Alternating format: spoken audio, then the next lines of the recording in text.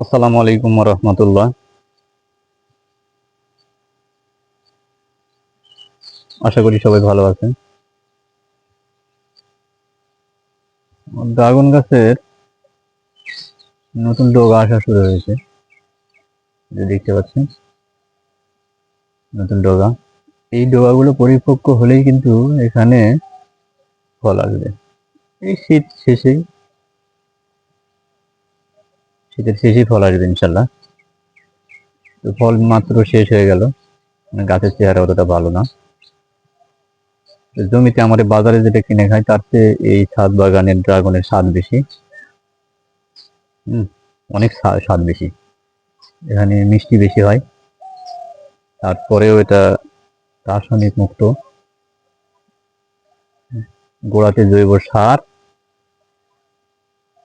এবং খোল পচা পানি মাঝে মাঝে ব্যবহার করি। ডগাগুলো অনেক বেড়ে গেছে দেখতে পাচ্ছেন। গাছের বয়স খুব বেশি না, এটা গত রমজানে আমি লাগিয়েছি।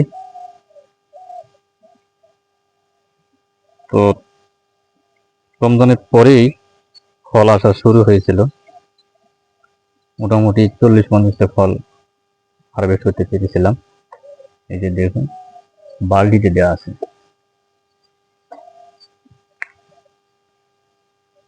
প্লাস্টিকের 20 লিটার বালতিতে এভাবে চারিদিকে 4টা করে গাছ দেওয়া আছে। এই যে দেখুন, 4টা করে গাছ। এখান থেকে কি সুন্দর দেখুন কিভাবে শিকড়। এখানে প্লাস্টিকের পিভিসি পাইপ দেওয়া আছে, তারপরে পাইপে কিভাবে শিকড় লাগিয়ে দিয়েছে। একটা জাতীয় গাছ তো, এরা মরে না, একটু পানি দিতে দেরি হলেও ওইভাবে থেকে যায়। কি সুন্দর শিকড়। ওটা যেখান থেকে উঠেছে ওটা পাইপই এরকম শিকড় ঝুলে আছে, তার দেখুন শিকড় বট গাছের মতো।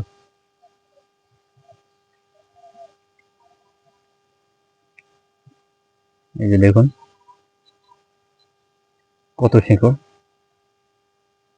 যখনই যেখানে রস পাবে তখনই তারা এভাবে শিকড় মেরে দেয়, সেই জন্য এরা অত সহজে কাবু হয় না।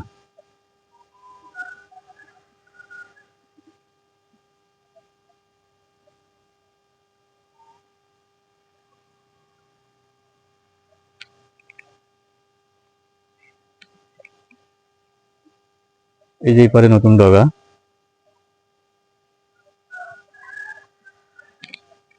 তো আপনাদের ছাদের যদি একটু জায়গা থাকে, সামান্য একটু জায়গা থাকলেও 2-3টা বালতিতে ভাবে লাগিয়ে দিলেন, ইনশাল্লাহ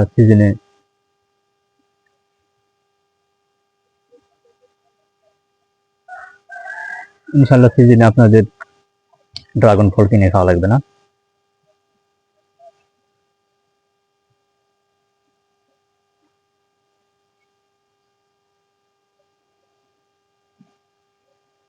এই যে আমি এইভাবে মাথা করে দিয়েছি, 3টা খুঁটি দিয়েছি, একটা প্লাস্টিকের একটা বাঁশের দিয়েছি, যে বাঁশেরটা যদি নষ্ট হয়ে যায় পরবর্তীতে চেঞ্জ করে দেব, পরিবর্তন করে দেব।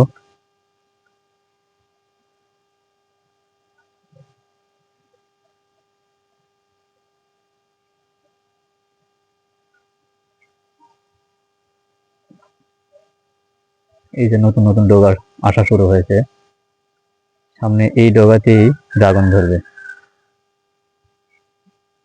তো আপনারা সবাই ছাদ বাগান করবেন, অনেক ফাঁকা জায়গা পড়ে থাকে, ফেলে না রেখে বিভিন্ন গাছ রোপণ করবেন, এখান থেকে ফল পাবেন।